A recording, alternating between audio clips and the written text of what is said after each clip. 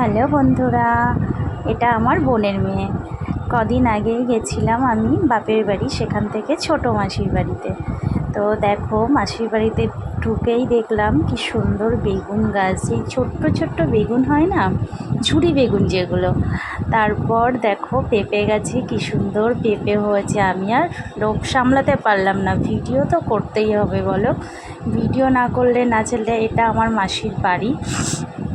তো বাড়িটা খুবই সুন্দর। আমার মেয়েরা এবং আমি খুবই যেতে ভালোবাসি। গাছে দেখো বাতাবি লেবু হয়েছে। আর ছোটো থেকেই মাসির সঙ্গেই, মানে মাসির কাছেই আমি বড় হয়েছি। আর ছোটো মাসির বাড়িতে যেতে প্রথম থেকেই ভীষণ ভীষণ ভালো লাগে। তো মাসি আমাদের জন্যে মিষ্টি লুচি বেলছে, লুচি বানাচ্ছে, আর সাথে ছিল পটল চিংড়ি। এত সুন্দর রান্নাটা হয়েছিল না, কি বলবো আর। যাই হোক, খুব মজা করেছি, খুব আনন্দ করেছি। মাসি এবার চললো লুচি ভাজতে। বলছে আমি লুচি ভাজছি, ভিডিও করবি না কিন্তু। কিন্তু আমি তো ভিডিও করবই, ঠিক আছে, বারণ তো শুনবই না।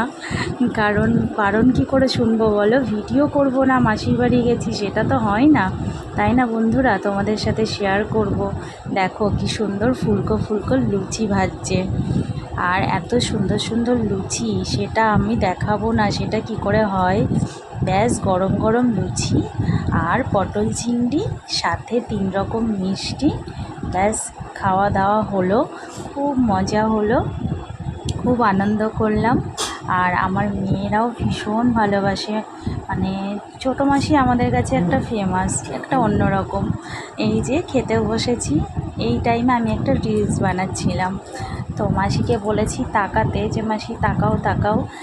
তো দেখো মাসির চোখ মুখটা, অঙ্গভঙ্গিটা সারা জীবন একই রয়ে গেল। সর্বক্ষণ হাসি খুশি, আর সব সময় এরকমই আমার, মানে কি বলবো। দেখো দেখো কাণ্ডটা দেখো কী করছে। আমরা সবাই তো হাসতে হাসতেই খাচ্ছিলাম। তো এবার এসেছি বোনের বাড়িতে, পাশেই বোনের বাড়ি, মাসির মেয়ে। তো আসার পর বললাম, বোন একটু ভিডিও করি তাহলে, তোর বাড়িতে এলাম। তো এটা বোনের বাড়ি, এটা বোনের বর, এটা একটা দাদা হয় আমাদের। আর এটা হচ্ছে আর একটা ঘর, যেখানে আমাদের সোনা গপু আছে। এই দেখো আমাদের গপু সোনা। এটা বোনের বেডরুম। এই আমার মেয়ে আর ওই দাদার মেয়ে বসে বসে গল্প করছে। এটা হচ্ছে বোনের রান্নাঘর। কত সুন্দর বড় রান্নাঘর। আসলে আমার রান্নাঘরটা তো ছোট, বড় রান্নাঘর দেখলে আমার ভীষণ ভালো লাগে। আমার তো জায়গাটা কম, আর সামনেই মার্কেট।